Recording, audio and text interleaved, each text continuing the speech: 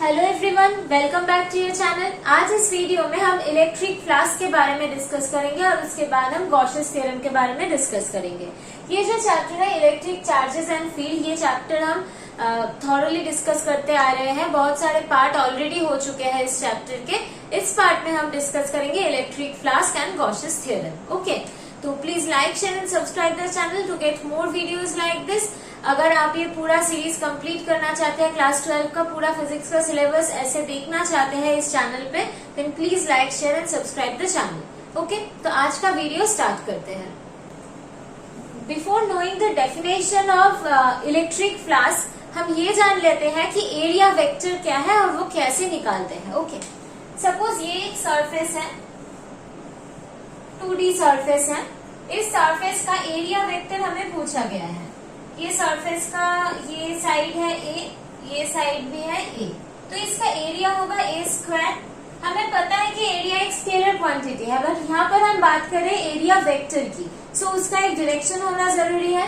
Area vector is always perpendicular to the surface. Okay, इस surface का area vector इस surface के साथ परपेंडिकुलर होगा।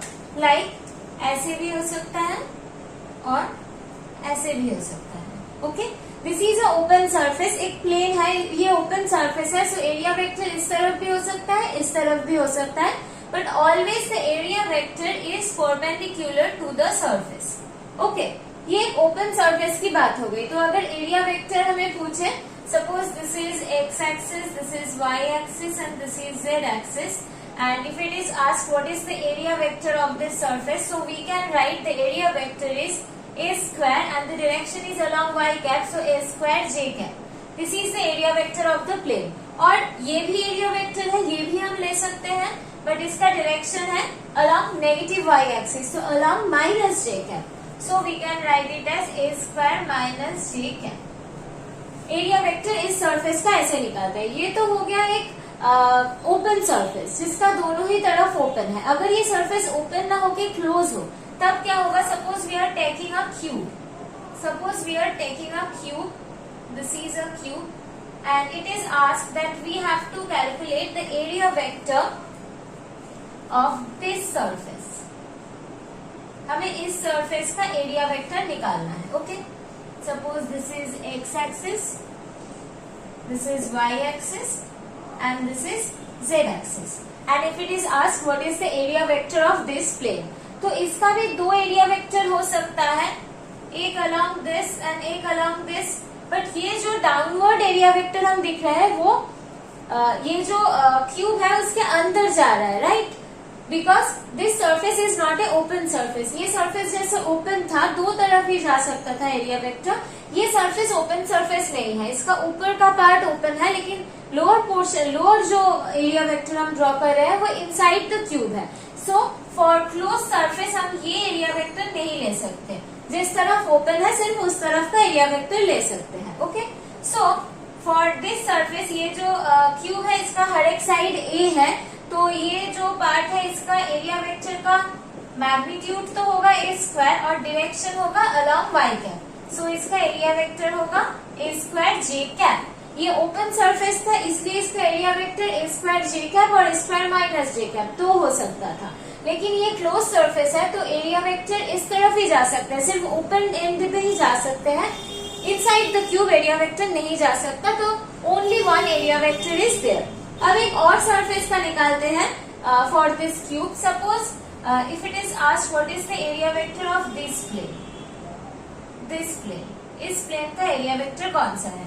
तो इस प्लेन का एरिया वेक्टर कैसे निकालेंगे? The area vector should be perpendicular to the plane and cube के अंदर नहीं आना चाहिए, क्यूब से बाहर जाना चाहिए। So area vector will be along this direction, it is along x cap, along I cap, that means so the area vector for this plane will be A² I cap. I hope आपको समझ में आया है कि area vector हम किसी भी surface का कैसे निकालते हैं। ओके, ये जानना जरूरी था हमें फ्लक्स निकालने के लिए, that's why we have discussed this. Now we are going to how to calculate flux through a surface. Now we will discuss about electric flux. This is a surface and electric field lines are passing through the surface like this. These are the electric field lines. Okay. Now we have to calculate what is the value of the electric flux, what is the amount of the electric flux which is passing through the surface. How we can calculate this? The electric flux passing through the surface is equals to E vector dot A vector. E vector is the electric field vector and A vector is the area vector of the surface. Okay. And this is the dot product. And this is the quantity flask. Flask is a scalar quantity.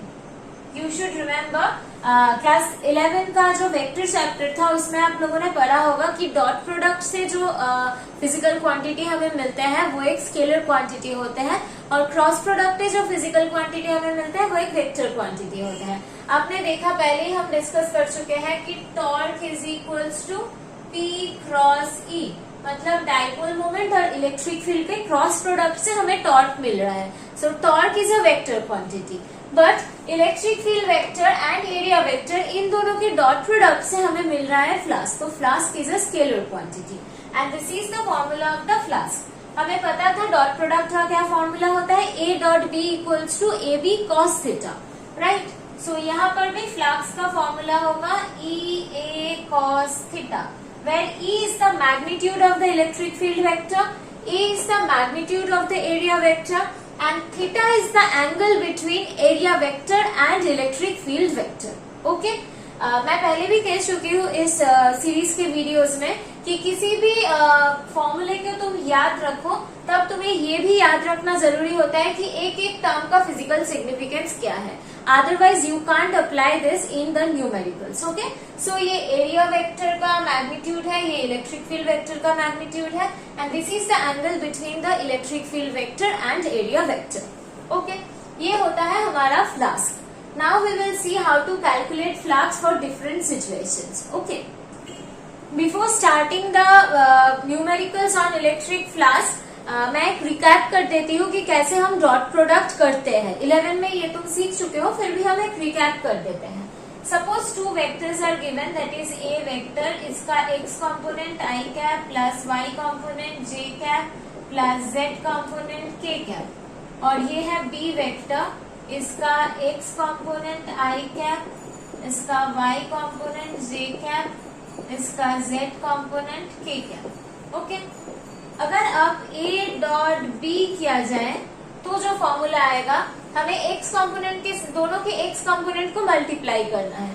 So we will get ax bx plus दोनों के y component को multiply करना है ay by plus दोनों को z component को multiply करना है az bz. ऐसे हम a डॉट b निकाल सकते हैं अगर दो वेक्टर हमारे पास हो तो. और this a dot b is a scalar quantity, यहाँ पर कोई i कैप j कैप नहीं होगा. और एक सेकेंड प्रोसेस है. सपोज हमें a वेक्टर का मैग्नीट्यूड दिया गया है, सपोज लिखते हैं इसका मैग्नीट्यूड दिया गया है 2 और b वेक्टर का मैग्नीट्यूड दिया गया है 3 and the angle between a and b vector ये भी गिवन है, दैट इज 30 डिग्री. तो अब हम इसका डॉट प्रोडक्ट कैसे निकालेंगे? तो अब हम इसका डॉट प्रोडक्ट निकालेंगे इस फॉर्मूले से, that A B cos theta. A का वैल्यू है 2, बी का वैल्यू है 3, कॉस थीटा मतलब cos 30 degree. Okay. 6 cos 30 is root 3 by 2. This will give 3. So 3 root 3. ये एक प्रोसेस है निकालने के और ये अनदर प्रोसेस है निकालने की. This is the formula of the dot product. अब ये अगर तुम्हें पता है तो इलेक्ट्रिक फ्लक्स निकालने में तुम्हें आसानी होगी. Suppose this is the x axis, this is the y axis and this is the z axis. और यहाँ पर एक क्यूब हम ड्रॉ कर रहे हैं. This is the cube. Each side of the cube is A. यहाँ पर जो इलेक्ट्रिक फील्ड प्रेजेंट है उसका वैल्यू है ए आई कैप. ओके. अब हमें पूछा गया है what is the electric flux from this surface. ये हमें पूछा गया है. This is the question.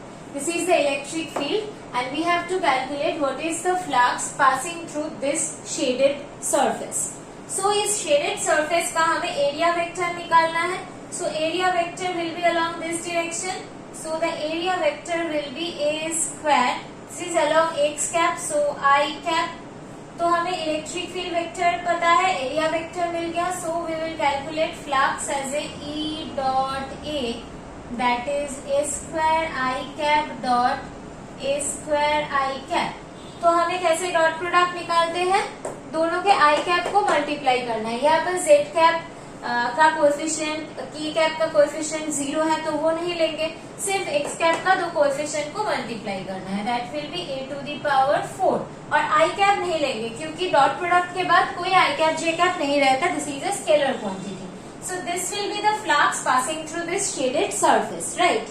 Now the second question is we have to calculate the flux through this surface. ये जो surface है, ये जो base का surface है, यहाँ से कितना flux pass कर रहा है ये हमें निकालना है. Okay? So इसका जो area vector है, this will be along this direction. So इस area vector का value होगा a square. This is opposite to the y cap. That means minus j cap, right? तो इस सरफेस से फ्लक्स हम कैसे निकालेंगे, E vector dot A vector, that will be a square I cap in dot minus a square j cap, right? So हमें क्या पता है कि डॉट प्रोडक्ट का फॉर्मूला होता है I कैप के कोएफिशिएंट को मल्टीप्लाई करो प्लस j कैप के कोएफिशिएंट को मल्टीप्लाई करो प्लस k कैप के कोएफिशिएंट को मल्टीप्लाई करो.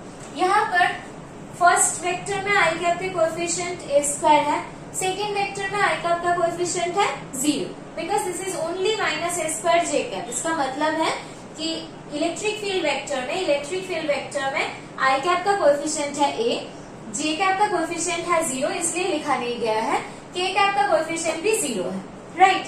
सो यहाँ पर इलेक्ट्रिक फील्ड वेक्टर में सिर्फ I कैप का कोएफिशिएंट है a स्क्वायर. यहाँ पर जो एरिया वेक्टर है, यहाँ पर I कैप का कोएफिशिएंट 0 है. सो a square into 0 will be 0 plus electric field vector में j कैप का कोई कोएफिशिएंट नहीं है, एरिया वेक्टर में j कैप का कोएफिशिएंट है minus a square. So 0 into minus a square that will B 0 plus यहाँ पर k कैप का कोएफिशिएंट 0 है, यहाँ पर भी k कैप का कोएफिशिएंट 0 है. So 0 into 0 that will also be equals to 0. Okay, so flux through this surface, इस सरफेस से जो फ्लक्स निकलता है वो 0 है और इस सरफेस से जो फ्लक्स निकलता है वो है e to the power 4. I hope आपको ये प्रोसेस समझ में आया होगा. अगर क्वेश्चन में ये पूछा जाए what is the net flux through the cube, पूरे एंटायर क्यूब से कितना फ्लक्स निकल रहा है, अगर ये क्वेश्चन हो तो आपको हर एक सरफेस के लिए फ्लक्स निकालना पड़ेगा. इस सरफेस का एरिया वेक्टर होगा अलोंग j कैप, इस सरफेस का एरिया वेक्टर होगा अलोंग माइनस I कैप, इस सरफेस का एरिया वेक्टर होगा अलोंग k कैप और उस सरफेस का एरिया वेक्टर होगा along minus k cap, right? तो हर एक सरफेस का एरिया वेक्टर निकालना है और हर एक सरफेस के लिए आपको ऐसे डॉट प्रोडक्ट करके फाई का वैल्यू निकालना पड़ेगा, फ्लक्स निकालना पड़ेगा. ऐसे आपको 6 फ्लक्स के वैल्यू मिलेगा for this 6 surfaces of the cube. Then you have to add this. हमें यहाँ पर जो फ्लक्स नेट फ्लक्स मिलेगा that will be equals to 5-1 plus 5-2 plus 5-3 plus 5-4 plus 5-5 plus 5-6, each 5 और each surface. फाइनली इन सबको add करके आपको जो मिलेगा that will be the total flux passing through this cube. Okay, I hope आपको ये process समझ में आया होगा. ये एक प्रोसेस हो गया, एक प्रॉब्लम हो गया. अब हम दूसरे प्रॉब्लम पे जाते हैं, ओके, ताकि आपका ये पूरा कॉन्सेप्ट क्लियर हो जाए. ये है हमारा एक्स एक्सिस, ये है वाई एक्सिस, ये है हमारा Z axis.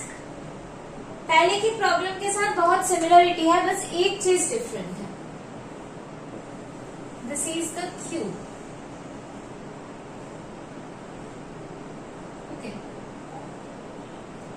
Each side of the cube is A. Cube का हर एक साइड A है. यहाँ पर जो इलेक्ट्रिक फील्ड है that is A x i cap. पहले का जो इलेक्ट्रिक फील्ड था वो था ए आई कैप, मतलब एक कांस्टेंट यूनिफॉर्म इलेक्ट्रिक फील्ड था, उसमें कोई वेरिएबल नहीं था, मतलब ये सारे रीजन पे उस इलेक्ट्रिक फील्ड का वैल्यू कांस्टेंट था because A was a constant. But here electric field का जो वैल्यू है वो है A X I cap. X is a variable, इसका मतलब जब एक्स का वैल्यू 0 होगा उस पोजीशन पे इलेक्ट्रिक फील्ड का जो वैल्यू होगा, जब एक्स का वैल्यू 2 मीटर होगा तो इलेक्ट्रिक फील्ड का वैल्यू डिफरेंट होगा, जब एक्स का वैल्यू 4 होगा तो भी इलेक्ट्रिक फील्ड का वैल्यू डिफरेंट होगा।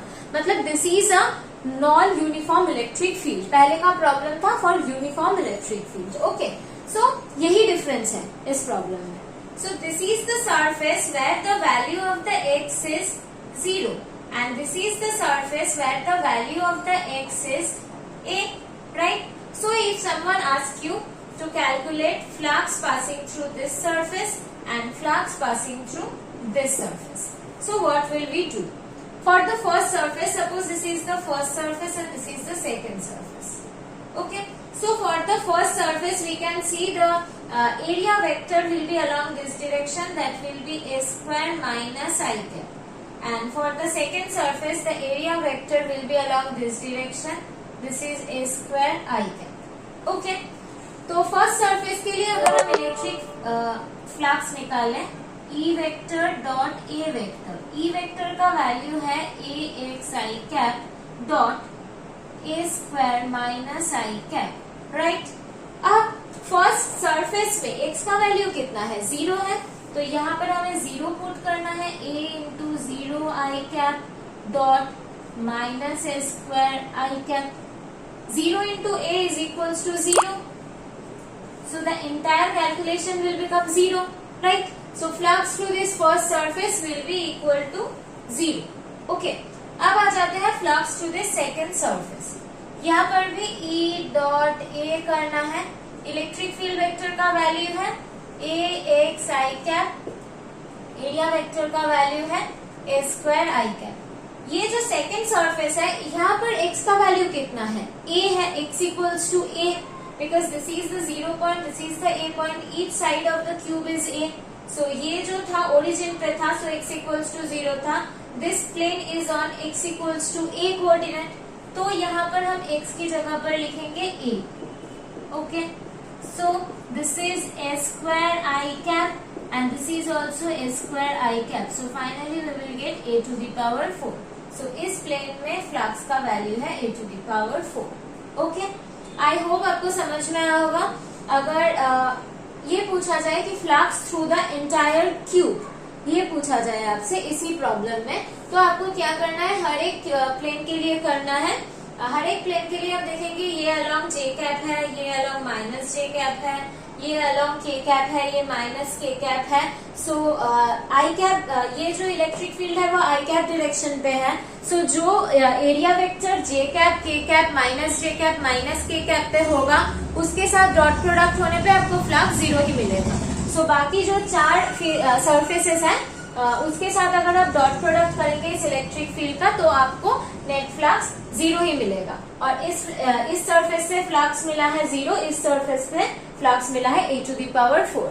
So the net flux passing through this entire cube is equals to a to the power 4. Okay? यही डिफरेंस है पहले की प्रॉब्लम में और इस प्रॉब्लम में। पहले की जो प्रॉब्लम थी, हर एक प्लेन में जब हम अप्लाई कर रहे थे इलेक्ट्रिक फील्ड को तो वैल्यू कांस्टेंट था ए आई कैप, लेकिन इस प्रॉब्लम में हम कौन से प्लेन में अप्लाई कर रहे हैं उसके हिसाब से इलेक्ट्रिक फील्ड का वैल्यू चेंज हो जाएगा, because this is not an uniform electric field. ये इलेक्ट्रिक फील्ड का वैल्यू एक्स के ऊपर डिपेंडेंट है। ओके, आई होप आपको ये सारे डिस्कशन समझ में आया होगा। नेक्स्ट वीडियो में हम गॉसेस थ्योरम और उसके रिलेटेड प्रॉब्लम्स डिस्कस करेंगे।